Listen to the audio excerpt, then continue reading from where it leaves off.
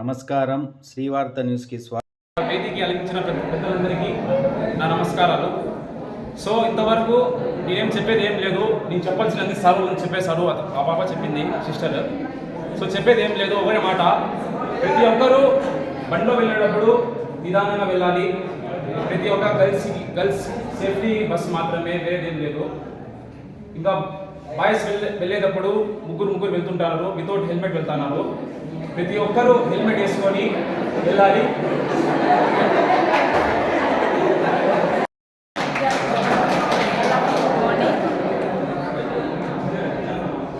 So నా లైఫ్లో జరిగిన ఇన్సిడెంటే నేను చెప్పాలి అనుకుంటున్నాను. నేను బీటెక్ జాయిన్ అయ్యాను. మా అన్న వల్లే నేను చదువుకోవాలని, మా అన్నే మాకి ఇన్కమ్, ఇంట్లో సోర్స్ అంతా మా అన్నే. సో మా అన్న నా దగ్గరికి వచ్చేటప్పుడు బైక్లో వచ్చాడు. అప్పుడు యాక్సిడెంట్ వల్ల మా అన్నకి దెబ్బలు తగ్గడం వల్ల మేము ఇంట్లో అంతా ఇదైపోయి నా బీటెక్ని కూడా నేను చదువు ఆపేసి నేను మళ్ళీ డిగ్రీకి వచ్చాను. సో దానివల్ల నా లైఫే స్పాయిల్ అయిపోయింది. బీటెక్ చదవాల అనుకునే దాన్ని నేను డిగ్రీ చదువుతున్నాను ఇప్పుడు. దాన్ని తలుచుకొని నేను చాలా బాధపడుతుంటాను. కానీ అది జరగకుండా ఉండాలంటే ఫస్ట్ మనం రూల్స్ అనేటివి పాటించాలి. హెల్మెట్ ఆ రోజు ధరించుంటే మా అన్న ఈరోజు నేను ఈ స్టేజ్లో ఉండేదాన్ని కాదు. ఇంకా బీటెక్ అయిపోయిండు. ఇప్పుడు ఇంకా ఫైనల్ ఇయర్లోనే ఉన్నాను. సో మీరందరూ రూల్స్ పాటించాలి, హెల్మెట్ ధరించాలి. బైక్స్లలో వెళ్ళేటప్పుడు చాలా జాగ్రత్తగా ఉండాలి. మెయిన్ బైక్స్లో వెళ్ళే వాళ్ళే చాలా జాగ్రత్తగా ఉండాలని నేను కోరుకుంటున్నాను. బస్లో వీలైనంత వరకు మీరు బస్సులోనే ప్రయాణించండి.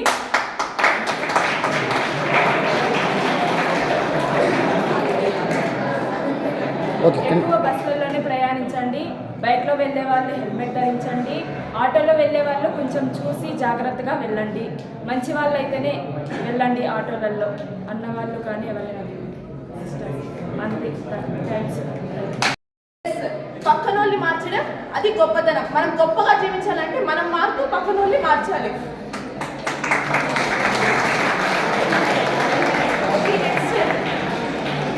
ఇట్లా చెప్తున్నందుకు నెగ్లెక్ట్ చేయొద్దండి. ప్రతి ఒక్కరు హెల్మెట్ ధరించండి, బాగా ప్రయాణం సేఫ్టీగా చేయండి.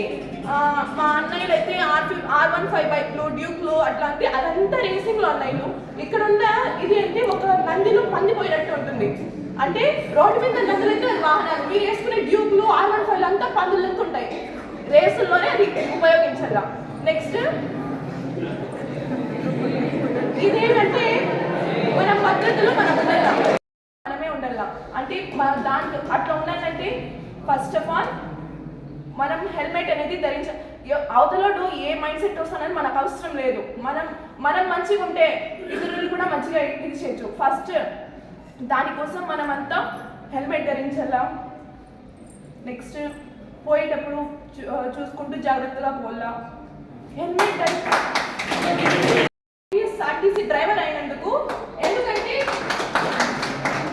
మా ఫాదర్ అంటే చెప్తా ఉంటారు, చాలా మంది వస్తుంటారు కాలేజ్ దగ్గరికి, వాళ్ళ ఫాదర్స్తో వస్తుంటారు.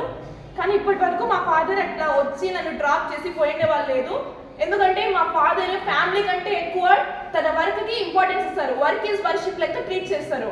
అంటే ఇక్కడ ఏపీఎస్ఆర్టీసీ చాలా థ్యాంక్స్ అందరికీ, రియలీ ప్రౌడ్. ఎందుకంటే ఇక్కడ ఉన్న ఈ సంస్థ ఏమంటే ప్రతి యాక్సిడెంట్ని కూడా అది దూరం చేస్తుంది. అంటే ఇప్పుడు రోడ్డు భద్రత ఉంది.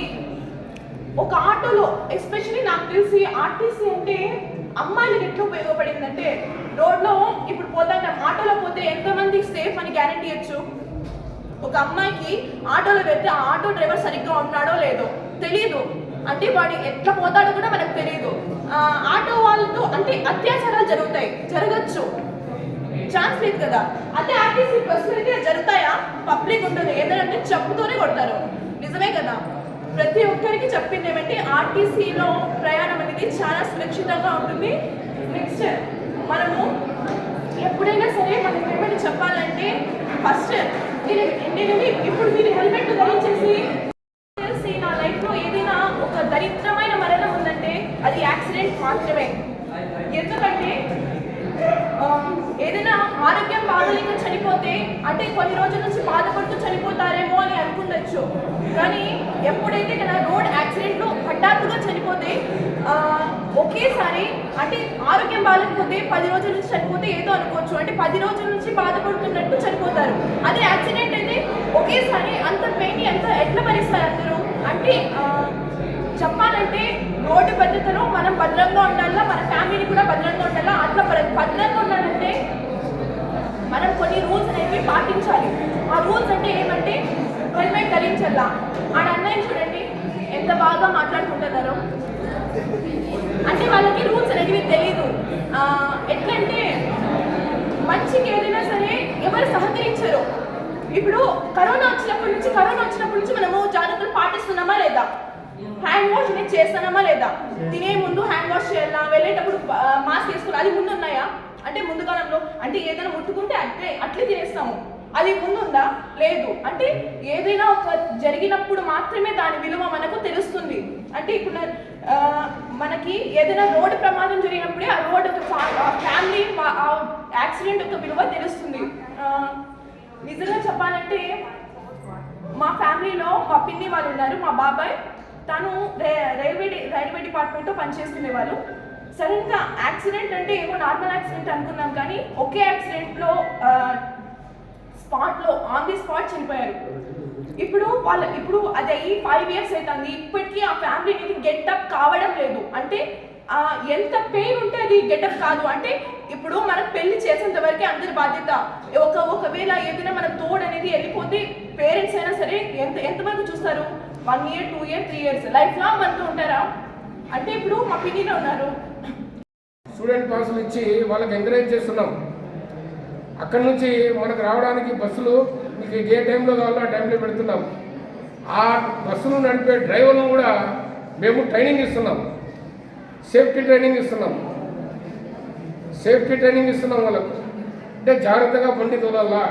మన బస్సులో ప్రయాణించే 60 మంది ప్యాసింజర్లు, స్టూడెంట్లు అందరూ ఉంటారు. వాళ్లకు గమ్యస్థానాన్ని సురక్షితంగా చేర్పించాలా అనే ఉద్దేశంతో వాళ్ళకి ట్రైనింగ్ ఇప్పిస్తున్నాం. వాళ్ళకు రోజు మనము మీకు ఈ విధంగా పాఠాలు చెప్పినట్లు వాళ్ళకు కూడా పాఠాలు చెప్తున్నాం.